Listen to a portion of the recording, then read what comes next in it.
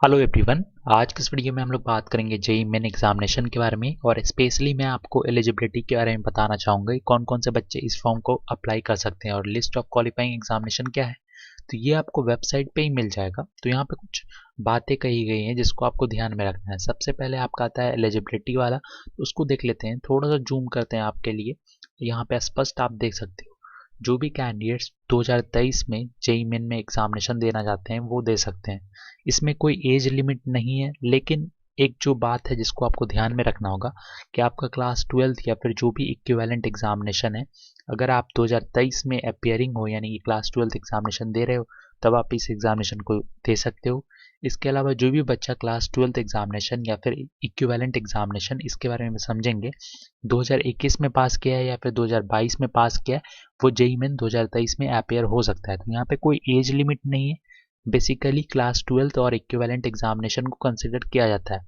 Equivalent examination क्या है? जैसे कि आपका 2 ईयर प्री यूनिवर्सिटी या फिर final examination of 2 year course, senior secondary school of examination या फिर डिप्लोमा रिकॉग्नाइज बाय एआईसीटीई और स्टेट बोर्ड, जो कि 3 ईयर का कम से कम होना चाहिए। तो सिंपली जो बच्चे क्लास 12th में सीबीएसई बोर्ड में या फिर जो भी स्टेट बोर्ड में 2021 में पास किए हैं या फिर 2022 में पास किए हैं वो अपेयर हो सकते हैं।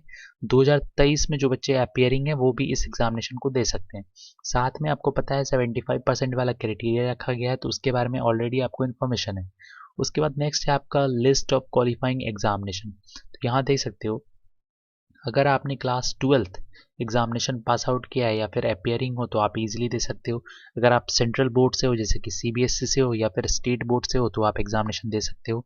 Central board of secondary education CBSE, या फिर अगर आप आईसीएसई से हो council for Indian school certificate examination new Delhi, उससे भी आप अप्लाई कर सकते हो। देन उसके बाद इंटरमीडिएट या फिर 2 year pre university examination conducted by recognise board या यूनिवर्सिटी, तो आप अप्लाई कर सकते हो।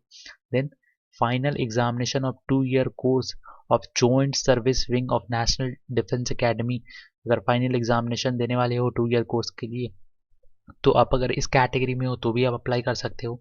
देन सीनियर सेकेंडरी एग्जामिनेशन जो कि आपका national institute of open schooling NIOS से आप अगर कर रहे हो, मिनिमम 5 सब्जेक्ट होना चाहिए।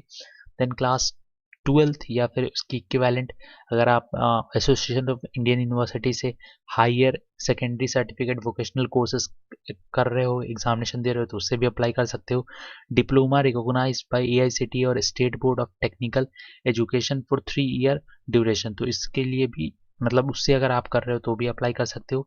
जनरल सर्टिफिकेट एजुकेशन, इससे आप अगर कर रहे हो एग्जामिनेशन दे रहे हो London Cambridge Sri Lanka at the advance A level, तो भी आप अप्लाई कर सकते हो। देन उसके बाद high school certificate examination of Cambridge university या फिर international baccalaureate diploma of the international baccalaureate office Geneva से कर रहे हो। ये सारी चीज़ें हैं, तो ध्यान देनी है आपको कौन कौन बच्चा अप्लाई कर सकता है। सिंपली जो बच्चा 2021-2022 में क्लास 12th या फिर इक्विवेलेंट एग्जामिनेशन पास किया है, 2023 में अपेयरिंग हो तो भी आप एलिजिबल हो। ये सारी चीज़ें ध्यान रखनी है।